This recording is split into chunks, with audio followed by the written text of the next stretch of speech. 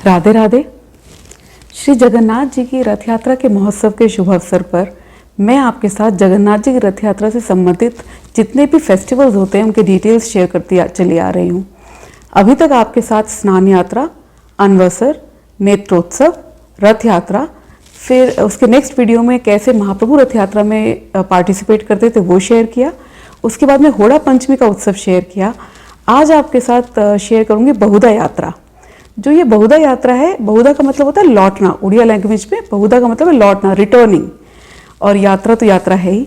तो आज के अब भगवान क्या करेंगे कि वो वापस गुंडीचा मंदिर से वापस श्री मंदिर में लौटेंगे। श्री मंदिर मतलब जो मेन टेम्पल है पुरी में जगन्नाथ जी का, वहाँ लौटेंगे।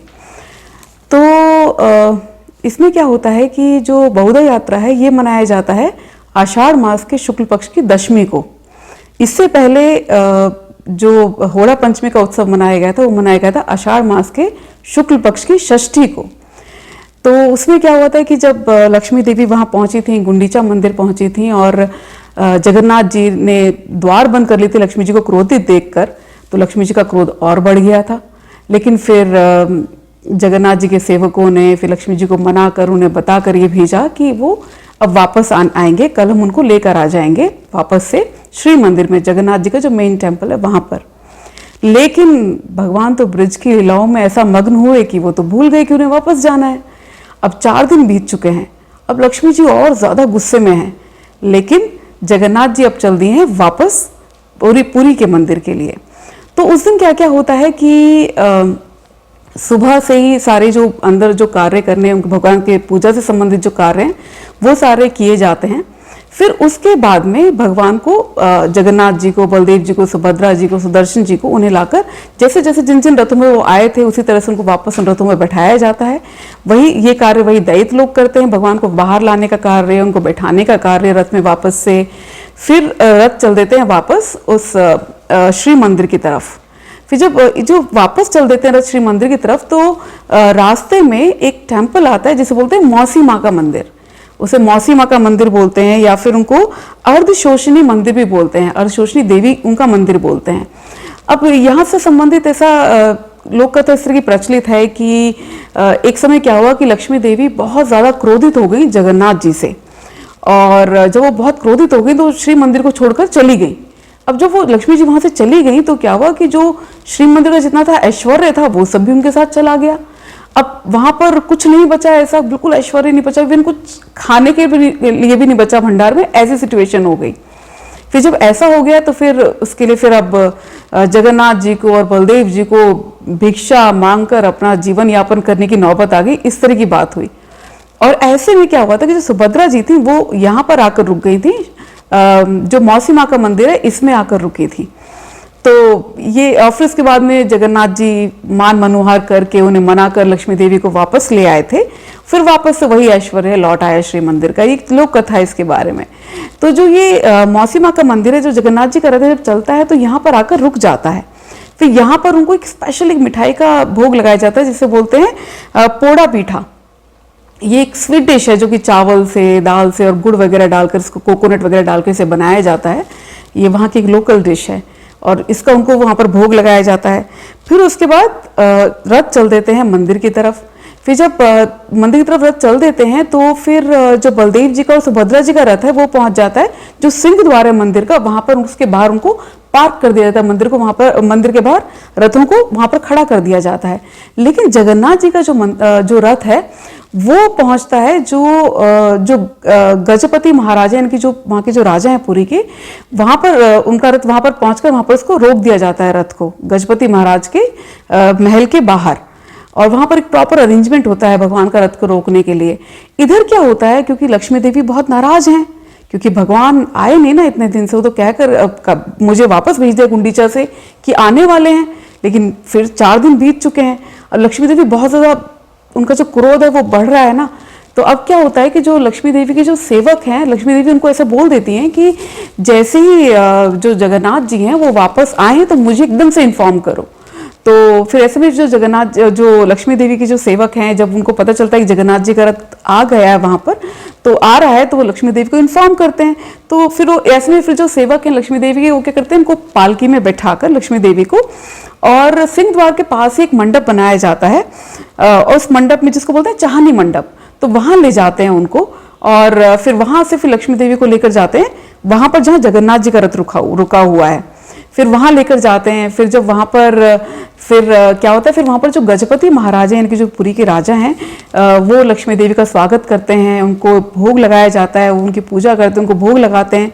फिर वो खुद राजा उनको खुद एस्कॉर्ट करके लेके जाते हैं जगन्नाथ जी के पास। फिर वहां पर पहुंचकर जगन्नाथ जी लक्ष्मी देवी के दर्शन करते हैं, लक्ष्मी देवी जगन्नाथ जी के दर्शन करती हैं, उनको ग्लिम्प्स जैसा मिलता है, तो लक्ष्मी देवी अंदर से प्रसन्न हो जाती हैं, क्योंकि वो इतने दिनों बाद अपने हस्बैंड को देख रही होती हैं।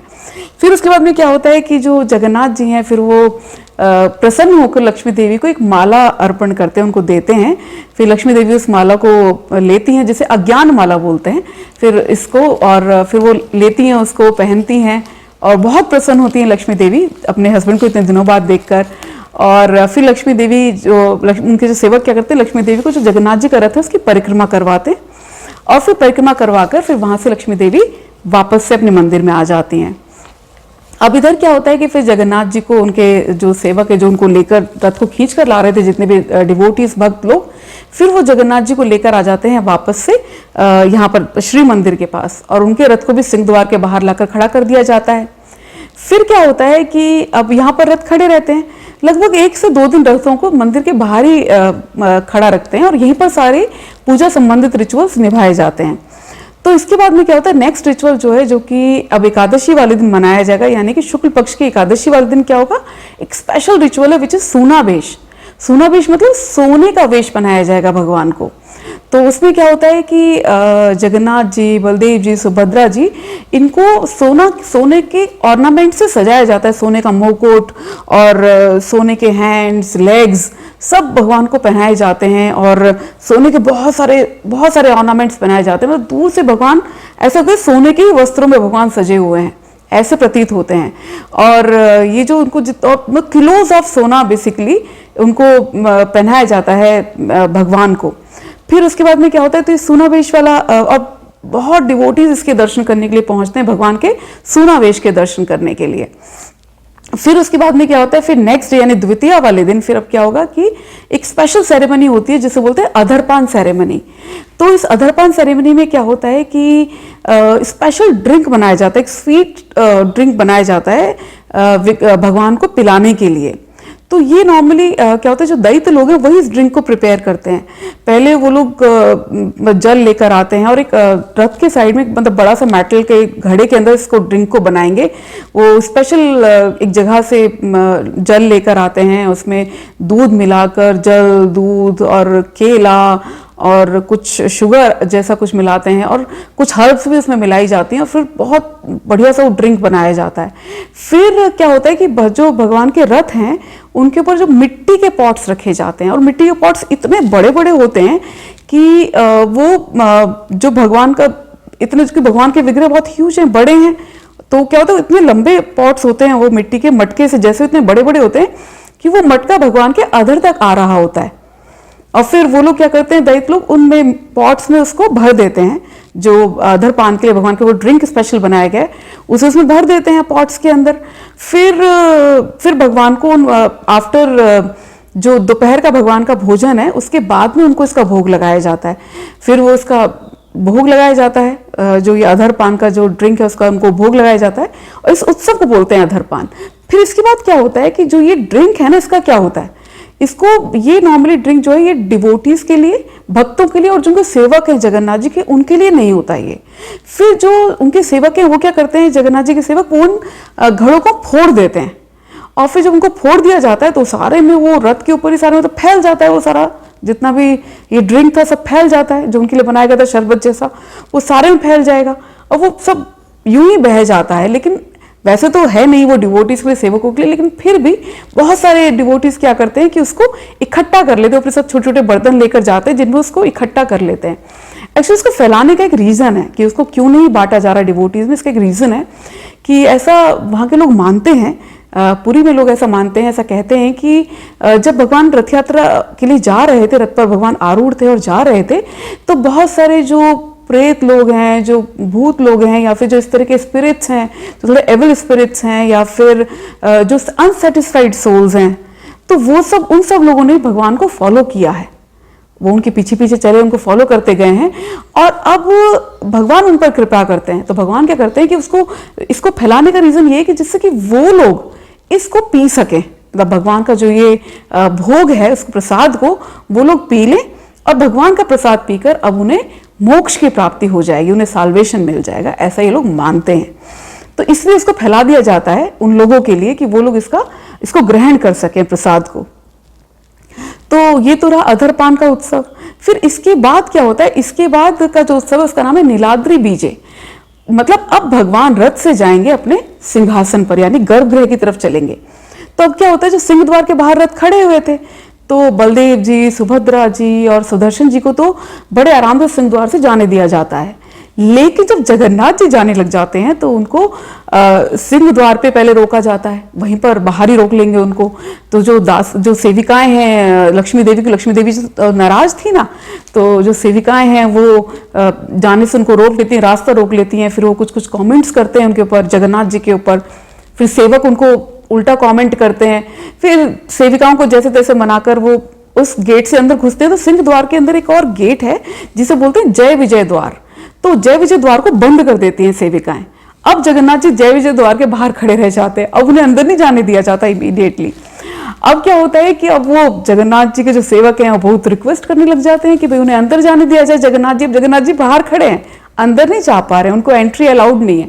अब जो उनके जो लक्ष्मी जी के लिए जो सेवक और सेविकाएं हैं वो उनको सरकास्टिक कमेंट्स करते हैं, लेकिन जगन्नाथ जी के सेवक भी कम नहीं है, वो उल्टा उनको जवाब देते हैं। उनकी बहुत अच्छी बहस होती है यहाँ पर, और एक दूसरे को अपशब्द बोलते हैं, उनका मजाक उड़ाते हैं एक दूसरे का। लेकिन फिर जगन्नाथ जी बीइंग जगन्नाथ जी, वो लक्ष्मी जी को मनाने में सफल हो जाते हैं। किस तरह से उनको थोड़ा रसगुल्ला ऑफर करते हैं लक्ष्मी देवी को बड़े प्रेम से। और लक्ष्मी देवी को जब जगन्नाथ जी इतना प्रेम से रसगुल्ला वगैरह ऑफर करते हैं तो लक्ष्मी देवी मान जाती हैं, कितना देर तक रूठेंगी, वो मान जाती हैं।